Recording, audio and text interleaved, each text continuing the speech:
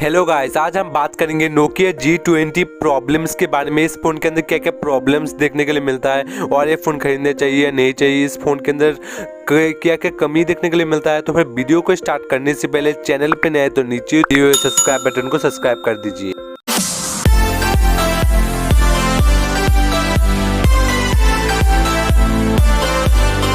Nokia G20 के अंदर जो इसका प्राइस देखने के लिए मिलता है गाइस, एक 12,999, जो इसके बिल्कुल भी वैल्यू फॉर मनी नहीं है। तो फिर वैल्यू फॉर मनी नहीं है, क्यों वैल्यू फॉर मनी नहीं है आपको मैं क्लियर कर दूं। इसका जो प्रोसेसर देखने के लिए मिलता है out of the market in the सबसे घटिया प्रोसेसर देखने के लिए मिलता है। एक G35 एक प्रोसेसर मिलता है जो आपको गेमिंग में बहुत सारा दिक्कत करने वाला है, आफ्टर फ्यूचर में बहुत हैंग करने वाला है, क्योंकि इसका जो हमें OS मिलता है एक नो डाउट इसमें हमको क्लीन स्टॉक एक्सपीरियंस मिल जाता है, और लेकिन इसका जो हमें प्रोसेसर देखने को मिलता है सबसे घटिया प्रोसेसर। और G35 इसके प्राइस के हिसाब से बिल्कुल भी वैल्यू फॉर मनी नहीं है। G35 एक 7000 अंडर की स्मार्टफोन में होता तो फिर G35 तो फिर वैल्यू फॉर मनी होता, लेकिन इसका प्राइस काफ़ी हाई रखा गया है। इस फ़ोन का सबसे बड़ा मेन प्रॉब्लम यही है।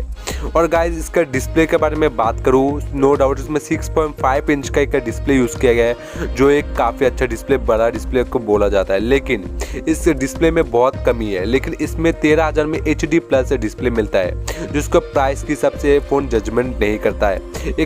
तो फिर गाइस बाकी स्मार्टफोन के अंदर एक फुल HD डिस्प्ले के साथ अच्छा प्रोसेसर मिल जाता है। तो कौन से स्मार्टफोन है मैं वीडियो को लास्ट में बताऊंगा, तो फिर वीडियो को प्लीज़ एंड तक देखिएगा। इस फ़ोन के अंदर जो मैं कैमरास के बारे में बात करूँ, नो डाउट इसमें एक 48 MP का इसका मेन कैमरा है, और इसमें वो अल्ट्रा वाइड एंगल और इसका हमें माइक्रो कैमरा भी देखने के लिए मिलता है। और गाइस इसमें 48 MP का एक फॉर अच्छा क्वालिटी का भी इसमें यूज़ नहीं किया गया है। आप एवरेज बोल सकते हो उसके कैमरे के मामले, ये फ़ोन बहुत ही एवरेज इसका फ़ोन है।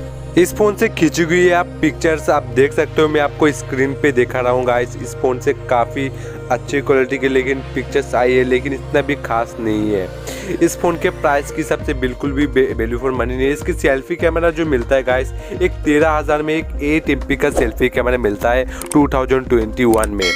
और इसका एक मेन प्रॉब्लम है, इस फ़ोन एक 5G नहीं है। Out of the box guys आपको एक 5G फ़ोन नहीं दिया जाता है। एक फॉर गाइस आपको 4G फ़ोन मिलता है, और इसमें बैटरी नो डाउट बैटरी के मामले में एक 5000 mAh का बैटरी मिल जाता है, और आपको डे टू डे लाइफ में अच्छा चलेगा बैटरी। और कनेक्टिव मामले में आपको पहले बोल चुका हूँ, इसमें एक USB केबल है टाइप C। और गाइस इसमें जो हमें गाइस टाइप C तो मिल जाता है, लेकिन इसका जो चार्जर मिलता है काफ़ी घटिया चार्जर देखने के लिए मिलता है। एक 10 वाट का चार्जर मिलता है, जो आपको 5000 mAh का बैटरी आपको फुल चार्ज करने में 3 घंटे लगा देता है। इस फ़ोन का सेंसर्स के बारे में बात करूँ तो नो डाउट इसमें नोटिफिकेशन लाइट हमें देखने के लिए नहीं मिलता है, और एक आयर ब्लास्टर का कमी देखने के लिए मिलता है। आयर ब्लास्टर एक सेंसर है और इस फ़ोन के अंदर नहीं मिलता है नोकिया में, एक Xiaomi के फ़ोन के अंदर मिल जाता है, और इसके इस प्राइस पॉइंट पे देखने के लिए मिलता है। इससे काफ़ी बेहतर है फ़ोन। और गाइस इसमें 13,000 के अंदर एक फ़ोन देखने के लिए मिलता है जो Redmi Note 10 सीरीज़ के अंदर आता है, जो काफ़ी अच्छा है गाइस। इसका प्रोसेसर काफ़ी अच्छा है, इसका रैम मैनेजमेंट देख सकते हो, और इसका फ़ोन एक Sony का लेंस यूज़ किया गया इसका कैमरेस गाइस। इसका नो डाउट इसका कैमरा भी काफ़ी अच्छा है इस फ़ोन से। गाइस इस वीडियो में मेरा ओपिनियन यही रहेगा, आप एक नोकिया G20 खरीदने वाले हो प्लीज़ यही पे स्टॉप कर दीजिए, प्लीज़ मत खरीदिए। आपका टोटल आपका मनी लॉस होगा, आप फ्यूचर में जाके आपका फ़ोन बहुत ही हैंग करेगा। तो फिर इससे अच्छा एक Redmi Note 10 खरीद लीजिए, तो आपको वैल्यू फॉर मनी हो जाएगा गाइस।